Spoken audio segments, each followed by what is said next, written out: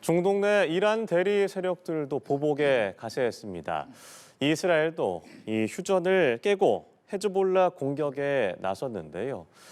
중동 전역으로 전쟁이 번지는 모양새입니다. 마영삼 전 주 이스라엘 대사와 중동 사태 출구 전략 알아보도록 하겠습니다. 어서 오십시오. 안녕하세요. 네, 지난 토요일 이란 최고 지도자 아야톨라 알리 하메네이가 사망을 하면서 이란의 공세 그리고 주변들로까지 번지고 있는 모습들입니다.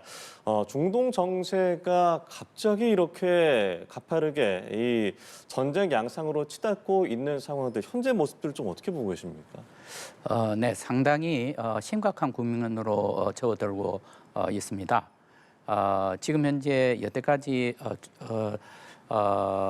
관망을 하던 저항의 축, 이 세력들이 이제는 전쟁에 개입을 하겠다라고 이렇게 아예 얘기를 하고 네. 이미 그런 공격이 시작이 되었습니다. 하마스, 헤즈볼라 그리고 후티 반군 이런데요. 하마스의 경우에는 네. 아마 지금 현재 전력이 거의 없을 겁니다. 예. 그래서 저항을 한다 할지라도 상당히 제한될 건데 헤즈볼라는 또 다릅니다. 여태까지 보면은 헤즈볼라가 휴전을 하고 나서 네. 헤즈볼라가 갖고 있던 무기를 레바논 정부군에 넘기기로 했습니다. 근데 그 과정이 그렇게 쉽게 진전이 되지 않았습니다. 그래서 상당한 무기를 지금 현재 언닉을 하고 있는 것이죠. 네. 그래서 이제 그 공격을 이미 오늘 시작을 했습니다. 여기 대응해서 이제 이스라엘도 다시 레바논 베이루트를 포함해서 전역에 지금 현재 공격을 하고 있습니다. 또 하나는 이제 후티 반군인데 예. 후티 반군의 경우에는 지금 현재 홍해 입구를 막고 있습니다.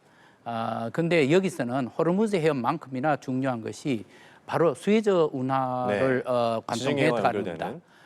그렇게 되면은 이거는 이제 전 세계에 또 물류 소란이 이제 일어날 가능성이 높습니다. 네. 그래서 이 세 개의 대리 세력들이 지금 현재 참여를 하고 있는데 아주 전쟁의 진로를 바꿀 만큼의 영향력은 없을 겁니다. 그럼에도 불구하고 이스라엘로서는 상당한 부담을 갖고 4중 전선, 5중 전선 이렇게 관리를 해야 되기 때문에 어려워 보입니다.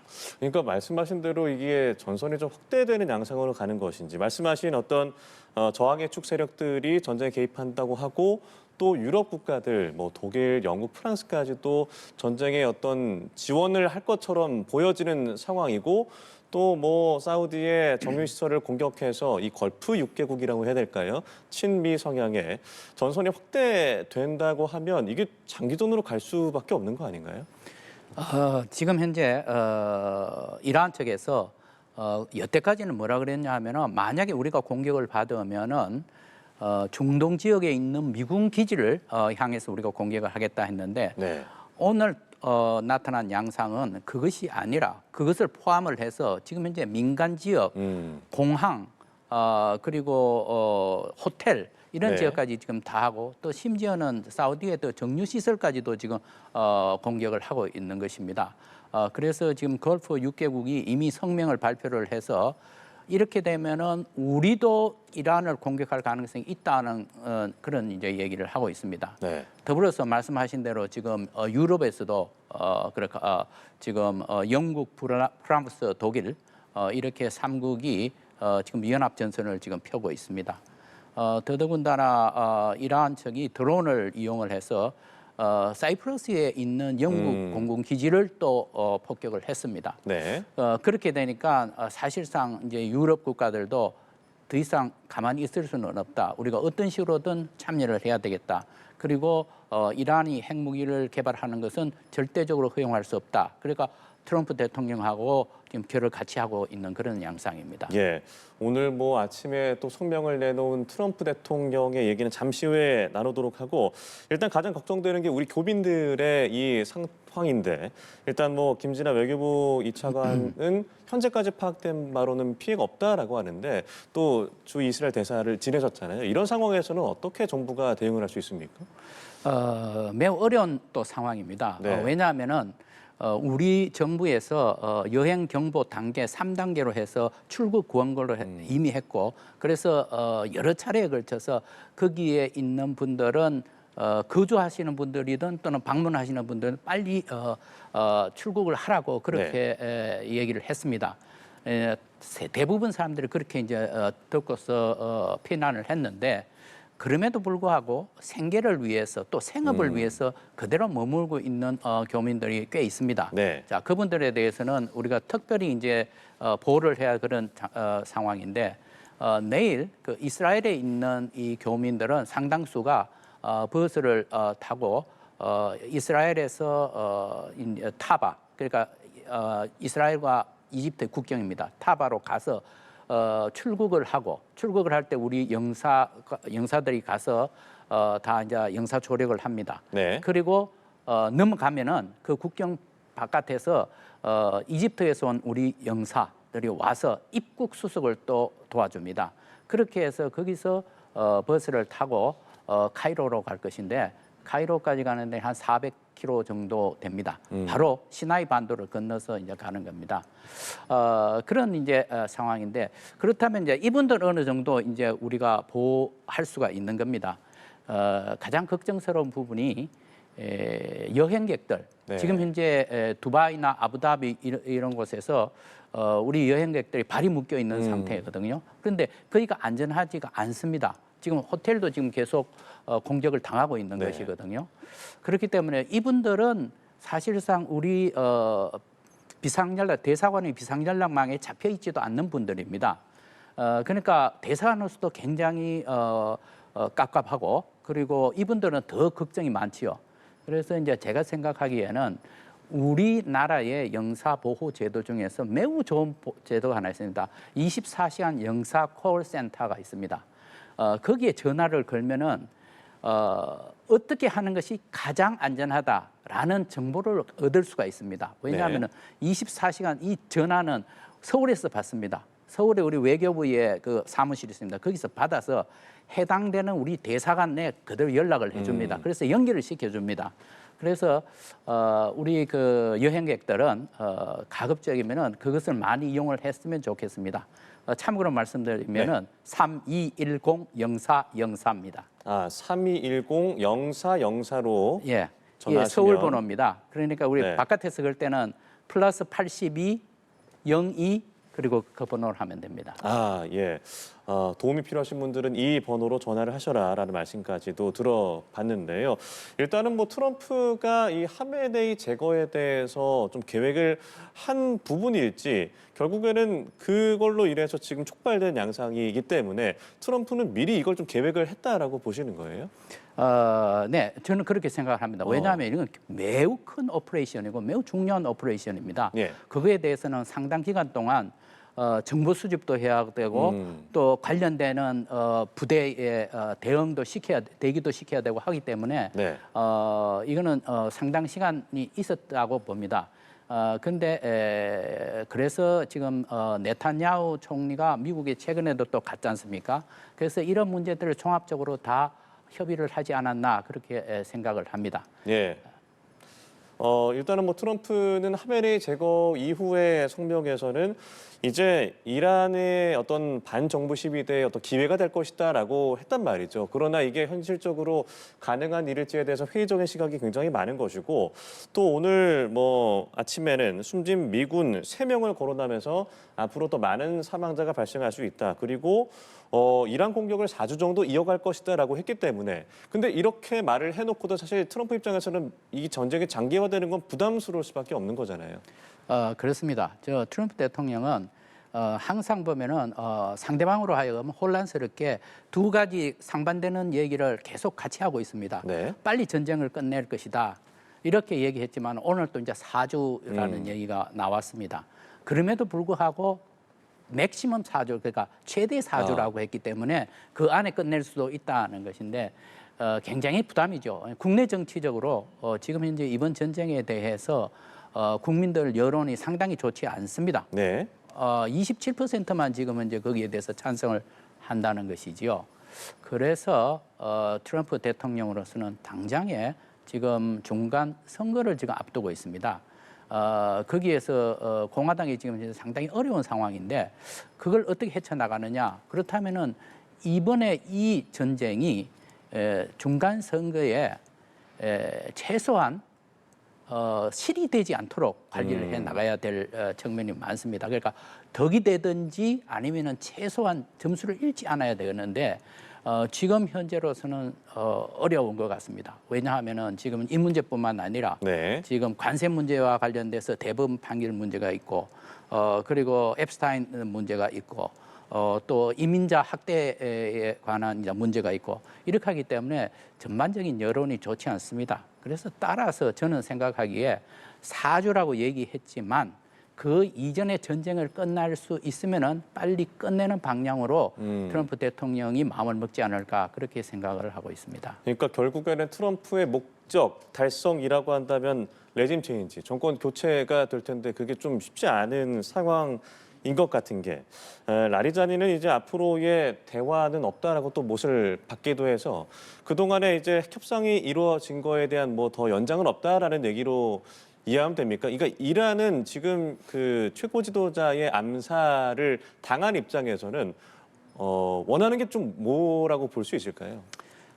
제가 보기에는 지금 현재 목표, 네. 트럼프 대통령의 목표가 무엇이냐 하는 건데 방금 말씀하셨다시피 레짐 체인지, 정권 교체의 문제가 있습니다. 결코 쉽지 않습니다. 왜냐하면은 이 정권을 뒷받치고 있는 세력이 바로 이슬람 혁명 수비대입니다. 네. 20만 명입니다. 막강한 권력과 막강한 예산을 가지고 있습니다. 그렇기 때문에 그 세력을 결코 무시할 수 없는 것이고 그렇다면 트럼프 대통령이 추구하는 가장 중요한 목표는 뭐냐? 네. 이란의 핵 무기 개발을 저지시키는 것입니다.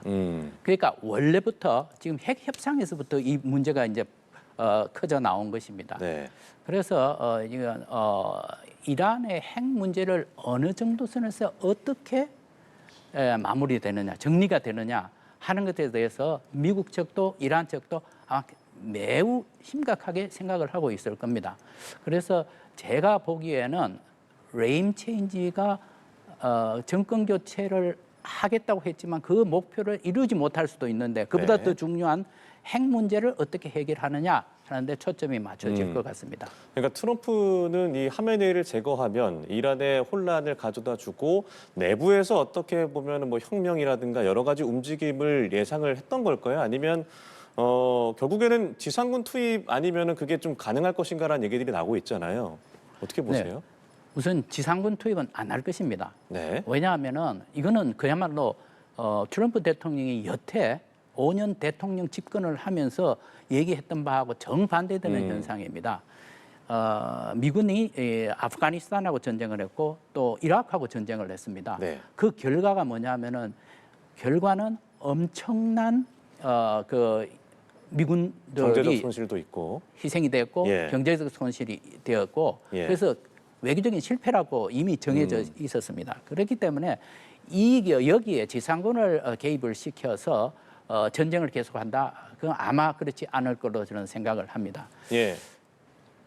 그러면은 일단 뭐 트럼프 입장에서는 마두로 대통령 체포도 그렇고 올해 1월에 있었던 하메네이 제거도 그렇고 그러니까 결국에는 베네수엘라와 이란의 궁극적인 차이라고 한다면 그 후계 세력들이 여전히 건재하다라는 것일 것 같은데 이게 좀 트럼프의 목표대로 가능할까라고 좀 보세요. 어떻게 보십니까?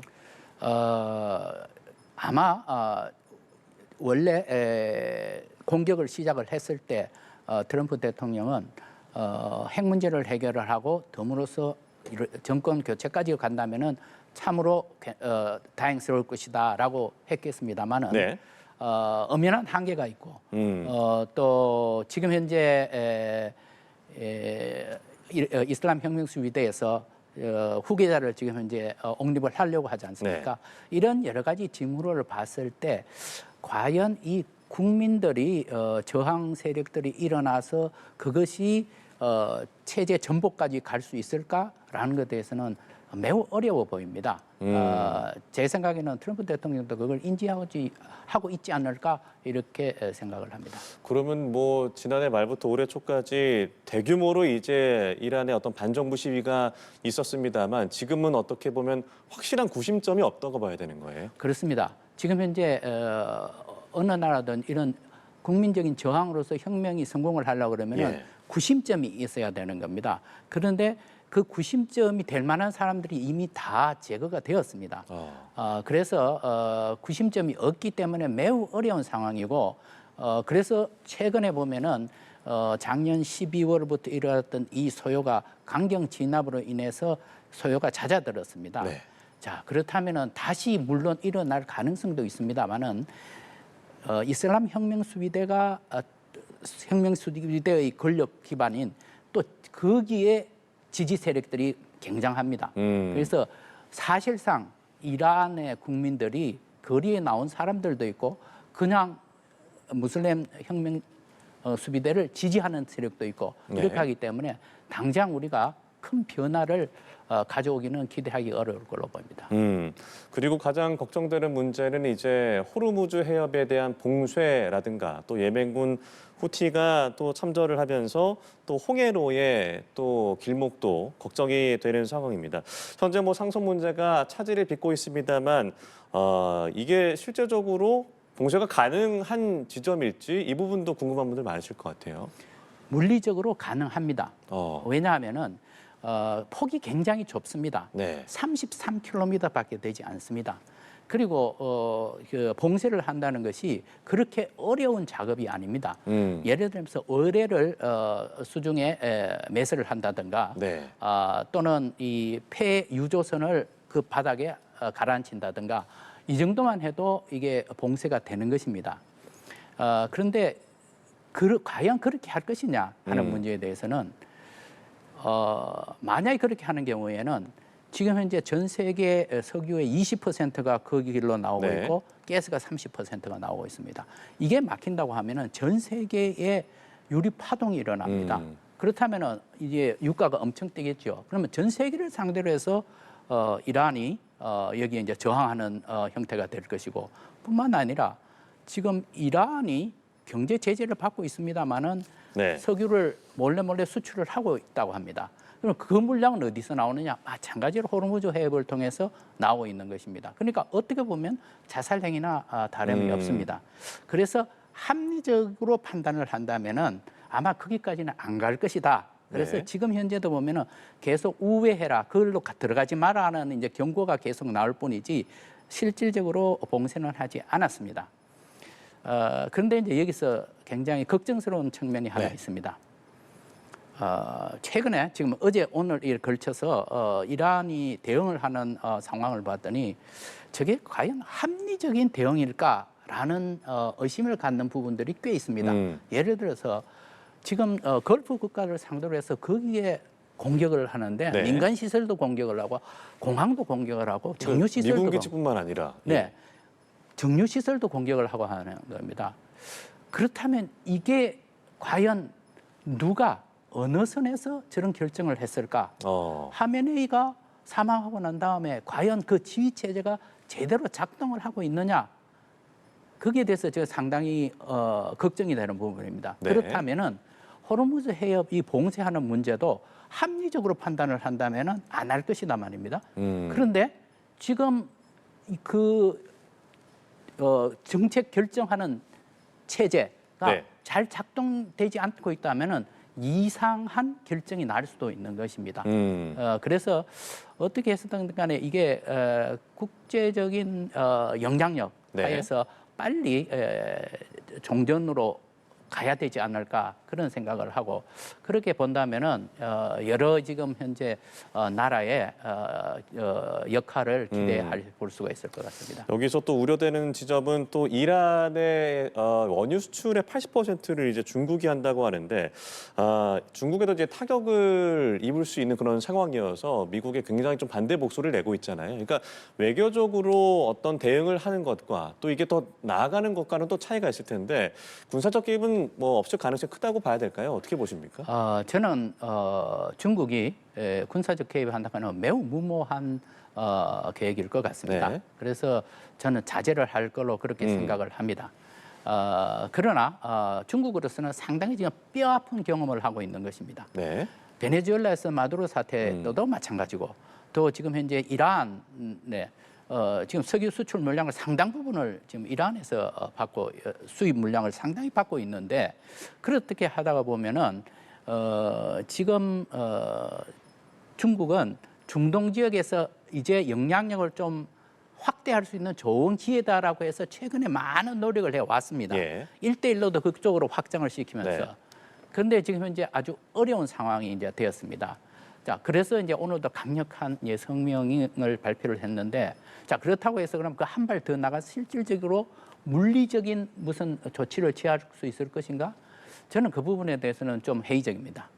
왜냐하면은 그것보다는 지금 현재 중국에서 관리해야 되는 것이 미국하고의 관계입니다. 지금 현재 굉장히 관세 문제 때문에 굉장히 어려운 상황이고 그걸 이번에 한번 잘 해결을 해보려고 하는 것이 바로 트럼프 대통령이 3월 말에 중국을 방문하지 않습니까? 그 네. 기회를 이용을 해서 문제를 해결해 보려겠다는 노력이 굉장히 강하게 나타나고 있습니다.